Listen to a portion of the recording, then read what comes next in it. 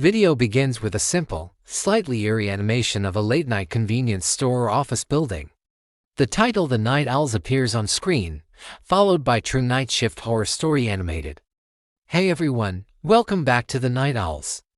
Tonight, I'm sharing a story from a viewer named Mark, who used to work the graveyard shift at a remote data center. Mark said he always felt a bit uneasy there, but one particular night turned that feeling into pure terror. So, grab your coffee, turn down the lights, and let's get into it.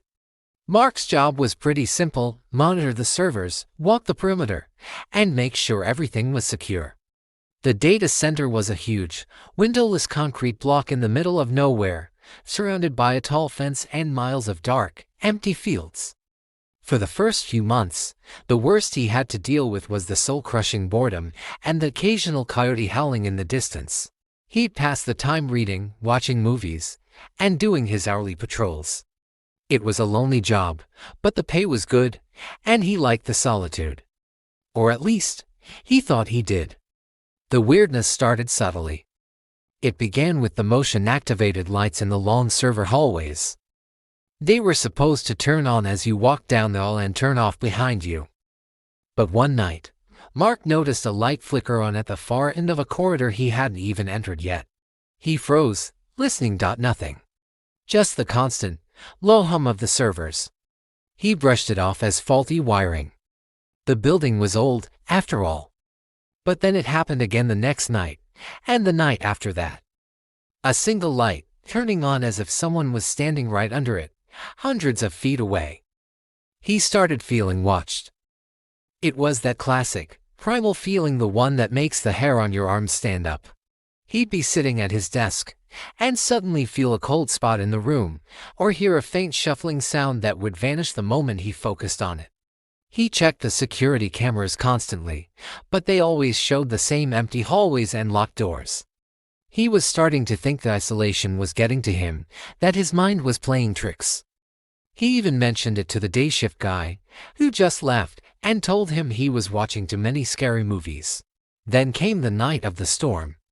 A massive thunderstorm rolled in, knocking out the power. The emergency generators kicked on immediately, casting the entire facility in a dim, flickering, red emergency light. The server hum was replaced by the deep, guttural roar of the generators and the constant crash of thunder outside.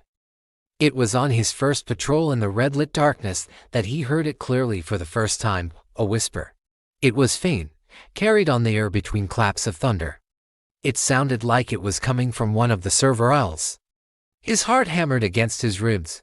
"Hello," he called out, his voice shaking. "Is anyone there?" The only reply was the hum of the machines and the storm raging outside.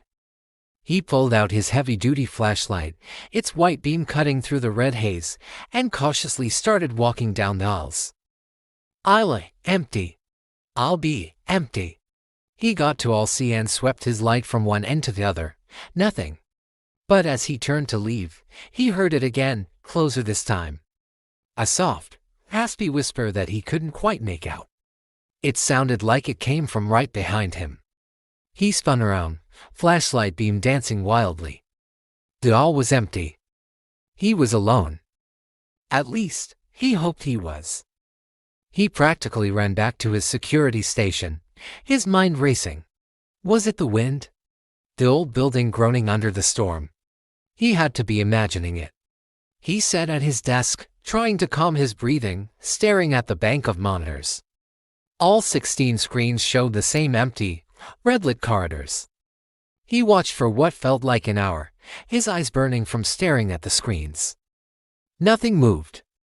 Then, on camera 7, which pointed down the long main corridor, something changed. One of the server room doors, a heavy, magnetically locked steel door at the very end of the hall, was slightly ajar.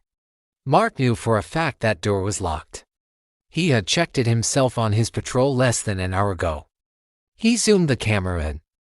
The door was definitely open, just a crack, revealing a sliver of perfect, inky blackness. It was the one room in the building that had no emergency lighting. It was a decommissioned server room, totally empty and dark. A cold dread washed over him. There was no way that door could be open. It required a key card and a manual override from his desk. He hadn't touched it. As he stared at the screen, a new sound began to echo through the building, a sound that made his blood run cold. It was a slow, rhythmic tapping. Tap, tap, tap. It was coming from the direction of that open door. He felt paralyzed, unable to look away from the monitor. Slowly, something began to emerge from the blackness in the doorway.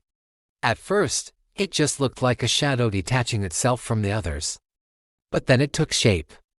It was tall and unnaturally thin, its limbs long and spidery. It moved in a jerky, disjointed way, like a puppet on strings. It had no discernible features, just a vaguely human-shaped silhouette of pure darkness. It stepped out into the red emergency light of the hallway and just stood there, motionless, at the far end of the corridor. Mark couldn't breathe. He was frozen in his chair, staring at the figure on the screen. He wanted to scream, to run, but his body wouldn't respond. The figure slowly lifted a long, thin arm and pointed. Mark instinctively knew it was pointing right at the security office. Right at him. Then, it started to move. It didn't walk or run, it sort of glided down the hallway towards the camera, moving with a horrifying speed and silence. He finally broke out of his paralysis. He scrambled out of his chair, knocking it over, and fumbled for his phone. He had to call for help. As his fingers trembled over the screen, he heard the tapping again, but this time it wasn't coming from the hallway. It was coming from the door to his office. Tap, tap, tap. It was right outside.